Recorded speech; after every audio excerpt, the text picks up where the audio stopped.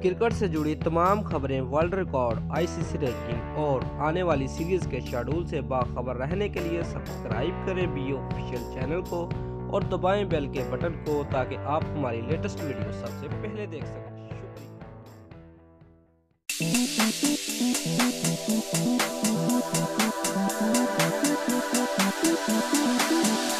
Spot fixing scandal के आखिरी किरदार शाहजेब हसन की किस्मत का फैसला भी हो गया। पीसीबी ने कौमी क्रिकेटर पर 1 साल की पाबंदी आयद कर दी। पाकिस्तानी क्रिकेट बोर्ड के एंटी करप्शन यूनिट ने 3 शकों की खिलाफ वर्जी पर शाहजेब हसन को चार्जशीट किया, जिन पर खिलाड़ियों को इकसाने और बकियों से राब्ते को रिपोर्ट न करने का इल्ज़ाम लगाया गया था।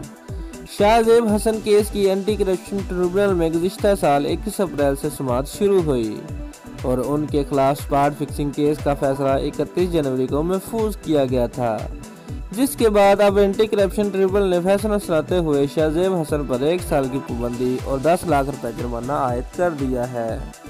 याद रहे कि स्पॉट फिक्सिंग में नाम सामने आने के बाद शाहजेब हसन को 17 मार्च 2017 को मुअत्तल किया गया था। स्पॉट फिक्सिंग इल्ज़ाम में शर्जील खान और खालिद लतीफ़ को भी मुअत्तल किया गया, जबकि नासिर जमशेद को सहूलतकारी के इल्ज़ाम में अबूरी तौर पर मुअत्तल किया गया था। बाद अज़ा मोहम्मद इरफान को बिकी से राब्तों की बरवक़्त इत्तला न देने पर पीसीबी डिसिप्लिन पैनल की जानिब से मुअत्तली और जुर्माने की सज़ा सुनाई, जो वो काट चुके हैं।